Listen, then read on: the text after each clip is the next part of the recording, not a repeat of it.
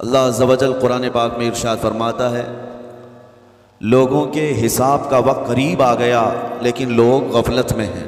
یہ 17ویں پارے کی شروع کی آیت ہے۔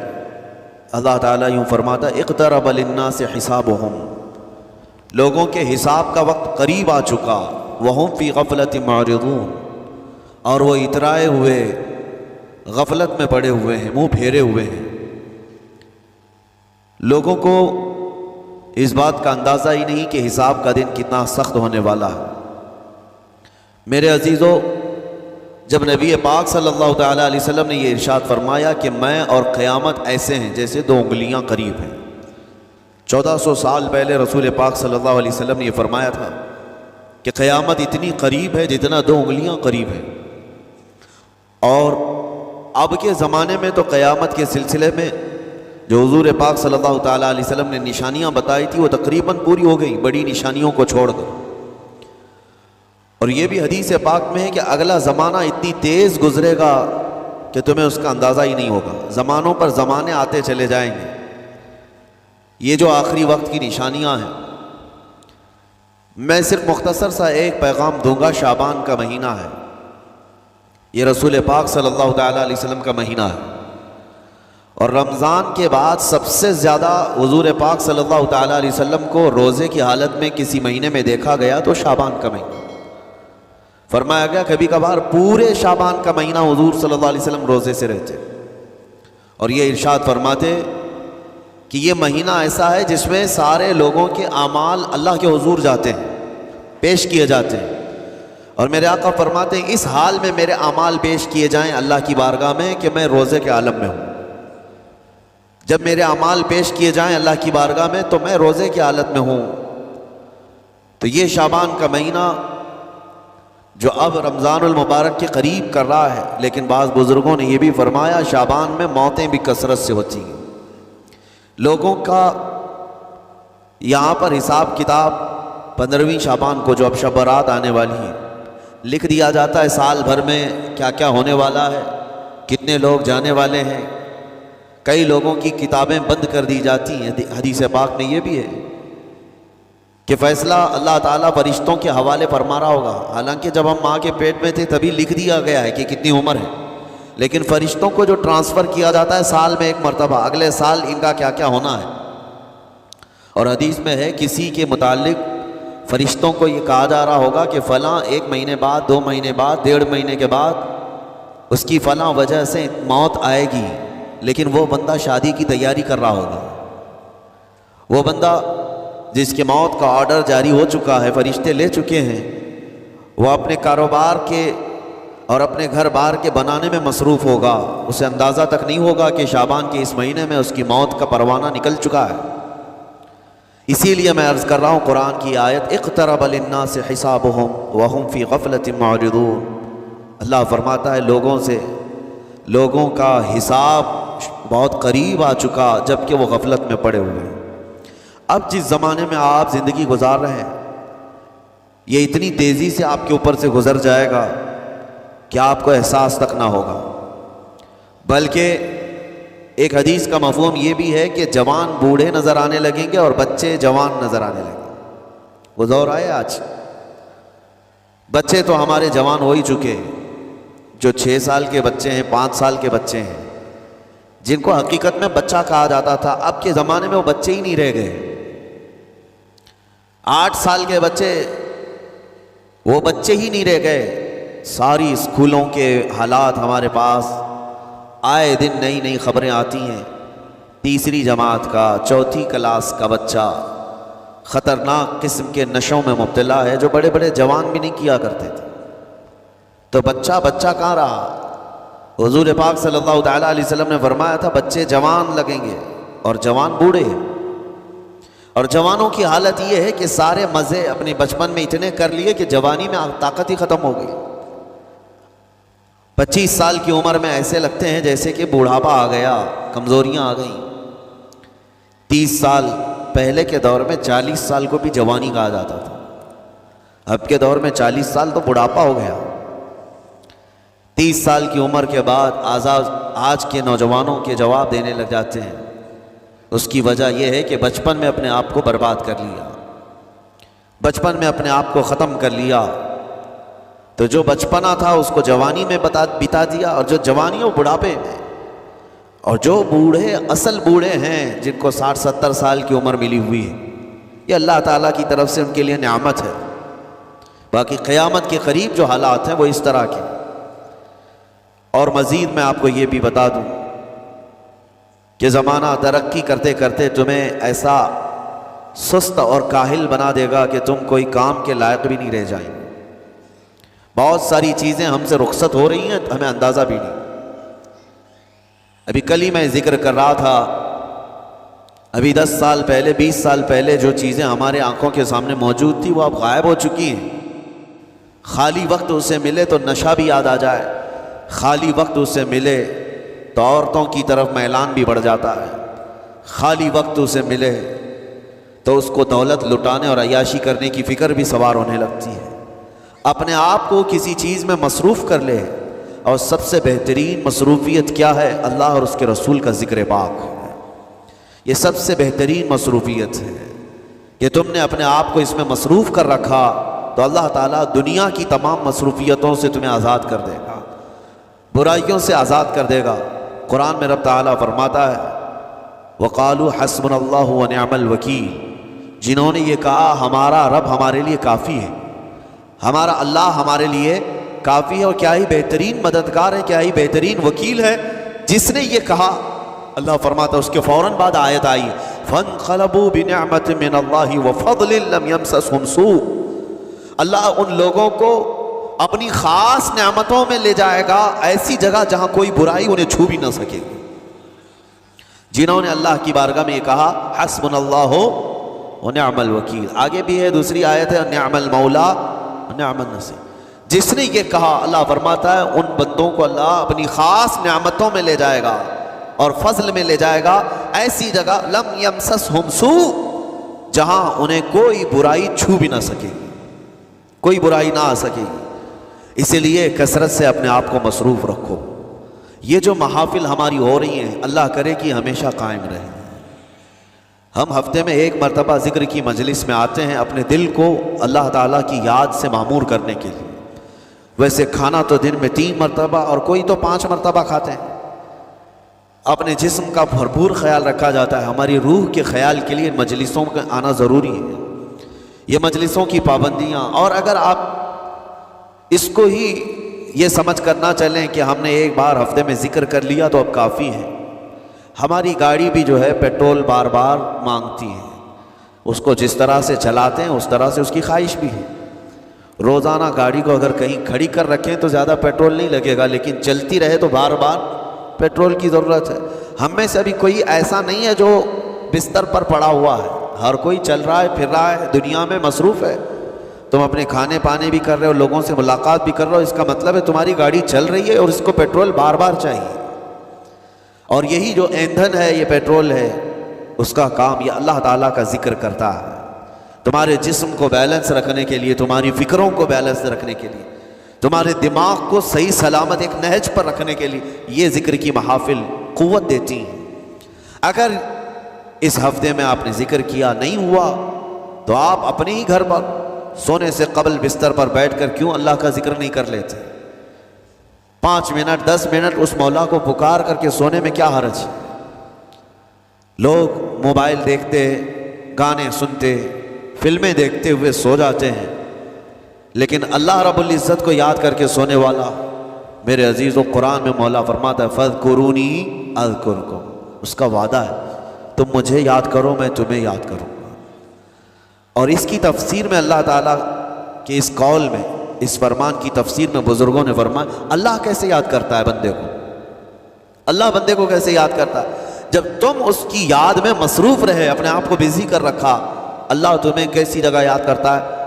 فرماتے ہیں مفسرین کہ بندہ تو لوگوں میں اللہ کو یاد کیا، اور اللہ بندے کو فرشتوں میں یاد کرتا ہے۔ فرشتوں کے درمیان تمہارا ذکر ہونے لگتا ہے کہ فلاں کا بیٹا فلاں آج میرا ذکر کر رہا تھا۔ آج محفل ذکر سے جتنے نکلیں گے اللہ کریم ہمارا ذکر فرشتوں میں ضرور فرمائے گا، فرشتوں میں ضرور ذکر ہوگا کہ فلاں بندہ آج ذکر میں مشغول تھا۔ اور پھر یہ بھی فرمایا بزرگوں نے، مفسرین نے، کہ اللہ تعالیٰ وہاں یاد کرتا ہے جہاں فرشتے ہوں، فرشتوں کی محفل میں تمہارا ذکر. اور اس کے علاوہ یہ بھی فرمایا گیا کہ تم دنیا میں زندگی میں اسے یاد کرتے تھے اور وہ تمہیں مرنے کے بعد قبر میں یاد کرے گا. جب دنیا تمہیں چھوڑ دیتی ہے تب اللہ تعالیٰ تمہیں یاد فرماتا ہے. فَاذْكُرُونِي أَذْكُرْكُمْ کا مطلب یہ ہے وہ تمہیں یاد فرمائے گا، لیکن اس کے لیے کثرت سے تم اللہ کو یاد کرو، اللہ کو یاد کرو. تو بہرحال میرے عزیزوں، قیامت کی نشانیاں جو ہم نے آج مختصر آپ کے سامنے رکھی، وہ بہت تیزی سے تمہارے سروں پر آ رہی ہیں اور تمہارے ہاتھوں سے بہت سارے کام اب چھن جائیں گے.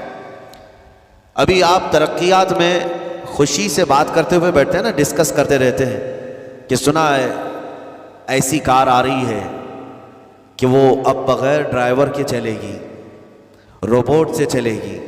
اس کو تو ہم خوشیوں میں ڈسکس کرتے ہیں کہ اچھا ایسا ہونے والا ہے. پہلے ایسا تھا کہ موبائل آپ بٹن کے دباتے تھے، کسی نے اگر خبر کر دیا کہ نہیں بعد میں صرف ٹچ کرنے سے آتا ہے تو آپ کہتے ہیں اچھا ایسا بھی آنے والا ہے. لیکن آپ کوئی کہے تو آپ کو کوئی تعجب نہیں، ٹچ اسکرین، کوئی تعجب کی بات نہیں، بنا ڈرائیور کے گاڑیاں آ جائیں گی. اس طرح ہوتے ہوتے نظام زندگی اس قدر بدل جائے گا، اس قدر بدل جائے گا. آج میری یہ بات نوٹ کر کے رکھ لیں، زندگی باقی رہی تو 10 سال بعد انشاءاللہ ہم ملاقات کریں گے اگر اللہ نے زندگی باقی رکھی، اور اس کے بعد پھر ہماری یہ باتیں میچ کر کے دیکھیں کہ کیا کیا ہوا ہے اور کیا کیا دنیا بدل چکی.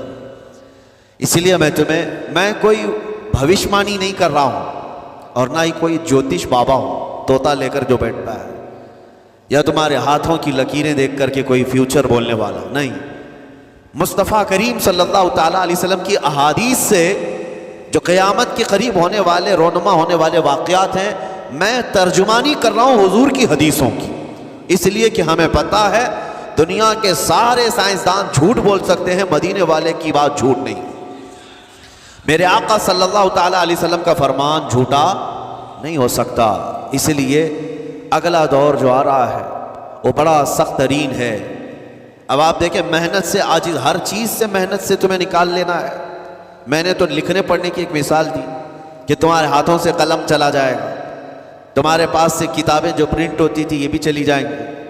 بس تم موبائل میں آڈیو کتابیں سنتے رہو. اور دور تو ایسا ہوگا کہ کچھ لکھنا بھی ہے، وہ بھی ابھی آ ہی چکا ہے. وائس کمانڈ جو ہوتا ہے اس کو بولو وہ لکھ کر کے دے دے گا. تم اس میں موبائل میں جو بولو گے وہ ٹائپ بھی ہو جائے گا. تو جب آپ کے بولنے سے سب لکھ بھی جاتا ہے تو قلم اٹھانے کی ضرورت کیا ہے؟ قلم چھوٹ گیا تمہارے ہاتھ سے، یہ سب چیزیں چھوٹ جائیں. آگے اب دور کے متعلق پیشین گوئیاں بعض سائنسدانوں نے یہ بھی کی ہیں کہ بچے پیدا کرنے کے لیے شادی ہونا بھی ضروری نہیں. یہ دنیا کا پلان ہے، یہ میں فطرت خداوندی کو نہیں بتا رہا، اللہ کے قانون کے خلاف ہے، لیکن دنیا یہ بھی چاہتی ہے کہ شادی کی بھی ضرورت نہیں، بچے ہم لیب میں پیدا کریں گے. لیبارٹری کے اندر ماں کی جیسے رحم دانی ہوتی ہے، بچہ دانی، آرٹیفیشیل اس کو تیار کر کے اس کے اندر کسی مرد کے نطفے کو رکھ کر اس کو وہیں پروان دیا جائے گا. نہ کسی یہ شادی کی ضرورت ہے، نہ کوئی عقد، نہ کوئی ایگریمنٹ، کچھ نہیں. جس کو بچہ چاہیے وہ لیب سے خرید لے. ہر طرح کی چیزوں سے تمہیں عاری کر دیا جائے. ابھی تو بہت سارے لوگ سوال بھی کرتے ہیں ہم سے ٹیسٹ ٹیوب بیبی پر، ٹیسٹ ٹیوب بیبی کے متعلق، جس کو بچے نہیں ہو رہے ہیں، کیا وہ اس طرح سے ٹیسٹ ٹیوب بیبی سے جو آج ایک طریقہ کار ہے بچے پیدا کر سکتے ہیں یا نہیں؟ اس کے کئی طریقے ہیں سائنس میں کہ اسی مرد کا نطفہ اسی کی عورت میں رکھ کر کے اس کو پروان دیا جائے، اور بعض دوسرے طریقے کہ کسی دوسرے کا لا کر اس کی عورت میں رکھ دیا جائے. یہ تو سراسر حرام ہے، زنا ہے. لیکن ائمہ اکرام فقہاء اکرام نے حلال رشتے کے اندر بھی مرد اور عورت جو شادی شدہ ہیں ان کو بھی اس طریقے سے بچہ حاصل کرنے کی اجازت نہیں تھی. وہ ناجائز ہے، ناجائز ہے. بچے دینا یہ اللہ کی شان ہے. حضرت ابو ہریرہ رضی اللہ تعالیٰ عنہ حضور صلی اللہ علیہ وسلم کی بارگاہ میں حاضر ہوئے، عرض کرتے ہیں عرب والے لوگ عزل کرتے ہیں یا رسول اللہ، یعنی بچے نہ ہونا نہیں چاہیے کسی کو، تو پریکاشن لیتے تھے وہ لوگ، اس کا طریقہ کار ان کا الگ تھا عربوں کا، وہ انزال نہیں کرتے، اس سے پہلے جدا ہوتے۔ حضرت ابو ہریرہ رضی اللہ تعالیٰ عنہ نے حضور کی بارگاہ میں پوچھا کہ ایسا کیا کرنا کیسا ہے؟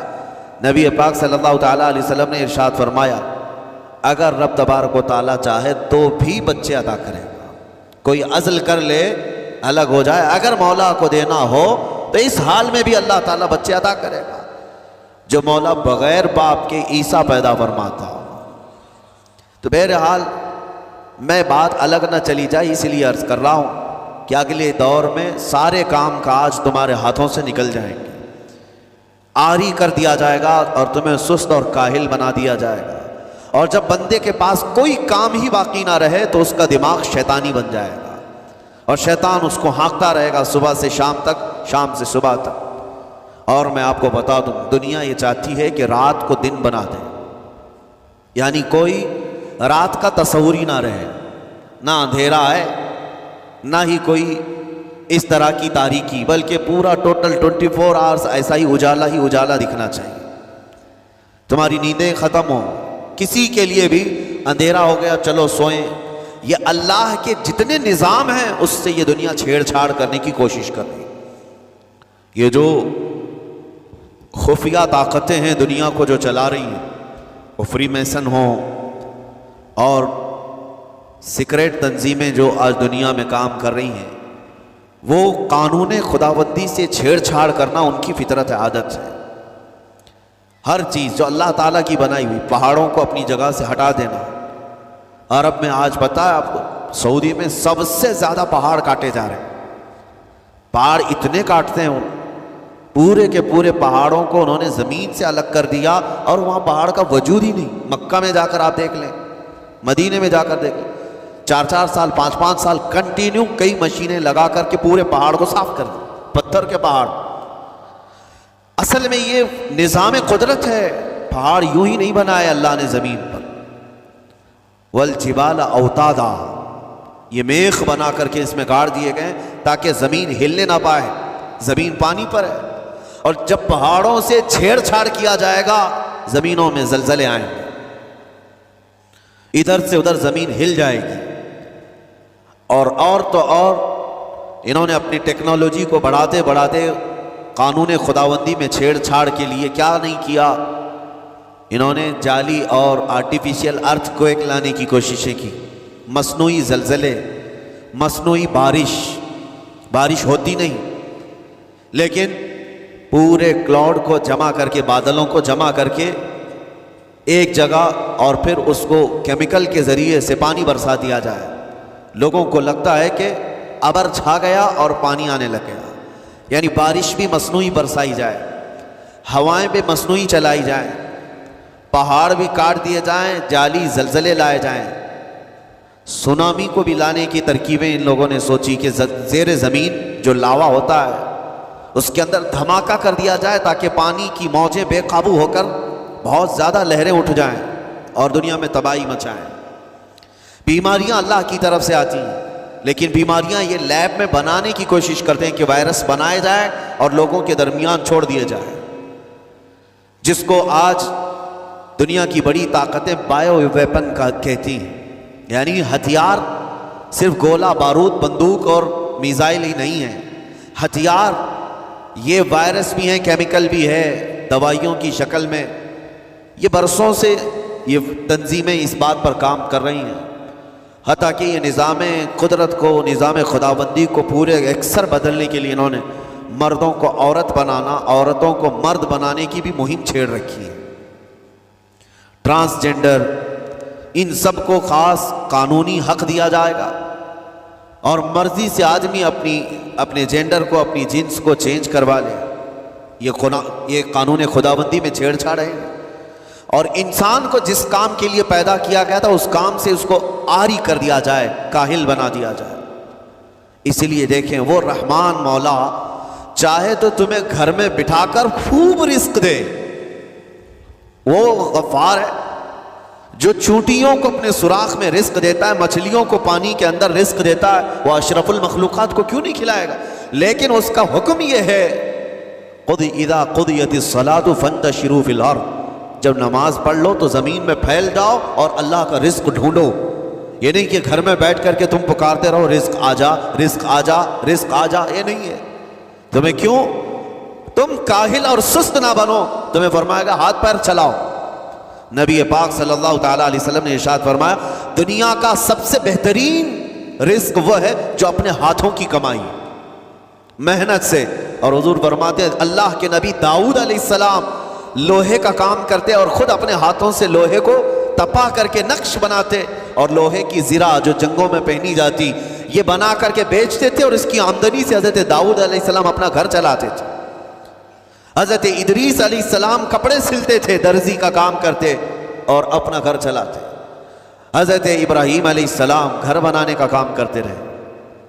اسی لیے نبی پاک صلی اللہ تعالیٰ علیہ وسلم نے فرمایا اللہ کے سارے نبی اپنے ہاتھوں کی کمائی کھایا کرتے تھے، کوئی گھر بیٹھ کر کے نہیں۔ جو لوگوں کو آج یہ شوق ہے کہ بس کسی کو جائیداد میں کچھ پراپرٹی ملی تو کرائے پر چڑھا دو اور کرایہ کھاتے رہو، کیوں محنت کرنا ہے؟ کوئی کام کیوں کرنا ہے؟ میں یہ نہیں کہتا کہ کرایہ مت کھاؤ، کھاؤ کرایہ، لیکن اپنے جسم کو ایسا کاہل اور سست بناؤ گے تو یہ شیطان کی آماجگاہ بن جائے گا دماغ، اور اتنے گناہ کرنے لگ جاؤ گے کہ تمہارے کنٹرول میں نہیں رہے گا۔ تم اس کو جتنا خالی اور سست چھوڑو گے، یا آلریڈی جو سائنسدانوں نے چوہوں پر ایکسپیریمنٹ کر کے جو دیکھا، اکثر ایسا ہوتا ہے کہ چوہوں پر جو تجربہ کیا جاتا ہے انسان کے فطرت سے بہت زیادہ میل کھاتا ہے چوہوں کی طبیعت۔ اسی لیے آپریشن تھیٹر میں بھی سکھانے کے لیے چوہے اور مینڈک کا استعمال ہوتا ہے۔ دوائیاں بھی جو سب سے پہلے بنتی ہیں وہ چوہوں کو کھلا کر دیکھی جاتی ہیں۔ انسان کی طبیعت زیادہ اس سے میل کھاتی ہے۔ تو جو چوہوں کو ساری سہولیات دے دی گئی تھی تو وہ آپس میں شہوت میں مبتلا ہو گئے اور ایک دوسرے کا قتل کرنے لگے۔ یہی حال انسانوں کا بھی ہوگا، جب ان کو ساری سہولیات ایک جگہ مل جائیں گی تو یہ ایک دوسرے کا قتل شروع کر دیں گے، یہ کثرت سے گناہ کرنے لگیں گے اور ایک دوسرے کا قتل کریں گے۔ اسی لیے آپ کو میں جو بات کہہ رہا تھا وہ ادھوری رہ گئی۔ وہ رب تبارک و تعالیٰ چاہے تو گھر بیٹھا کر تمہیں کھلائے، لیکن آپ مجھے یہ بتاؤ یہ جو مسجد میں بلاتا ہے تمہیں رب تعالیٰ 5 وقت، فجر میں، ظہر میں، عصر میں، مغرب میں، عشاء میں، اور ہر ایک میں تمہیں اپنی پیشانی زمین پر رکھنی ہے، ہاں ایک مخصوص طریقہ ہے۔ کیوں؟ اللہ کریم کیا تمہارے ان اعمال کا محتاج ہے؟ محتاج ہے رب تعالیٰ کہ تم جتنے سجدے کرو گے اس کا پاور بڑھے گا، اس کی طاقت بڑھے گی، تمہاری عبادتوں سے اس کے خزانے بڑھیں گے؟ کچھ نہیں ہونا ہے، وہ بے نیاز ہے، اللہ الصمد، وہ بے نیاز ہے۔ لیکن تمہیں یہ جو پریکٹس کرائی جاتی وہ اسی لیے کہ تم سست اور کاہل نہ بنو۔ کسی گاڑی کو زیادہ دن گیریج میں رکھ دیا جائے، چاہے وہ نئی کیوں نہ ہو، زنگ لگ جاتا ہے اور اس کے بعد پھر اس کے اندر خرابیاں شروع ہو جاتی۔ انسان اپنے آپ کو اسی طرح کاہل رکھ دے، سست رکھ دے، تو پھر اس کے اندر بھی عجب عجب قسم کی بیماریاں، وہ گناہوں کی بیماریاں بھی شروع ہوتی ہیں اور جسمانی بیماریاں بھی شروع ہوتی ہیں۔ اسی لیے تمہیں 5 وقت یہ پریکٹس بھی کرائی جاتی ہے کہ نمازیں پڑھتے رہو، اپنے آپ کو بزی رکھو، تم بار بار پیشانی زمین پر جھکاؤ اور اٹھاؤ، جھکاؤ اٹھاؤ۔ یہ پریکٹس اسی لیے کرائی جاتی ہے کہ تمہارا جسم سست اور کاہل نہ رہے۔ اللہ کریم بندوں کے تمام مصالح اور ان تمام حاجتوں کو بہتر جانتا ہے کہ بندہ کس میں بہتر ترقی کر سکتا ہے۔ اسی لیے میرے عزیزو اپنے آپ کو خالی مت چھوڑو، اپنے آپ کو خالی مت چھوڑو۔ اور وقت ہمارے پاس اتنا کم ہے کہ حساب دینے کے وقت ہمیں سب کو پتہ چل جائے گا قیامت کے دن۔ یہ بھی روایت میں ملتا ہے کہ بندہ یہ یاد کرے گا کہ میرے پاس اتنا وقت تھا، کاش میں کچھ نہ کرتا تسبیح لے کر بیٹھا ہوتا، کاش میں کچھ نہ کرتا دعائیں ہی کر رہا ہوتا، تو اللہ تبارک و تعالیٰ اس کا بدلہ مجھے قیامت میں عطا کرتا۔ لیکن جنہوں نے اپنے اوقات کو یہاں پر خالی گنوا دیے، فضول میں برباد کیے، وہ بہت پچھتاوے میں ہوں گے، بہت پچھتاوے میں۔ جتنا وقت اپنے پاس باقی ہے اس کو مصروف کر دو، اس کو مصروف کر دو۔ اللہ کریم ہم سب کو گزرے ہوئے تمام برائیوں کے کفارہ ادا کرنے کی توفیق عطا فرمائے۔ رب تبارک و تعالیٰ ہمیں سستی اور کاہلی سے محفوظ فرمائے۔ میں آپ کو اس لیے بھی ایکٹیو کر رہا ہوں کہ اپنے آپ کو اتنا پابند کر لو کہ رمضان آنے والا ہے اور اس میں عبادتیں زیادہ ہوں گی. کیوں؟ 20 رکعت کھڑے ہونے میں تمہارے جسم میں سستی اور کاہلی نہیں آنی چاہیے. ہاں ایک دن تراویح میں جوش میں آیا اور دوسرے دن افطاری کر کے خراٹے لینے لگ گیا, کھا کر کے پورا سو گیا, اور اس کے بعد پھر پتہ چلا سیدھے شب قدر میں آیا. تو رمضان المبارک کو بھی جن لوگوں نے ایسا برباد کیا وہ پچھتاتے رہ جائیں گے. اور کچھ نہیں, رمضان ہر دن نہیں آنے والا اور ہر مہینے نہیں آتا ہے, سال میں ایک مرتبہ رمضان اللہ کا مہمان ہے. اس کے آنے سے پہلے اس کے آنے کی تیاریاں بھی کر لو. اپنے جسم کو ابھی سے اتنی عادت ڈالو, بلکہ جسم کو نہ صحیح لیکن دماغ کو اتنا بنا لو کہ مجھے یہ کرنا ہی ہے. یہ رمضان آئے گا تو میں ختم قرآن ضرور کروں گا, یہ رمضان آئے گا تو تراویح کی ایک رکعت بھی میری مس نہیں ہوگی, یہ رمضان آئے گا تو پورا قرآن میں تراویح میں ضرور سنوں گا, یہ رمضان آئے گا پورے رمضان میں ہر دن میں نبی پاک صلی اللہ علیہ وسلم پر 100 بار درود ضرور پڑھوں گا. یہ عہد ہوتے ہیں, یہ رمضان کی تیاریوں کے طریقے ہوتے ہیں. قرآن پاک پورا ختم کریں گے انشاءاللہ.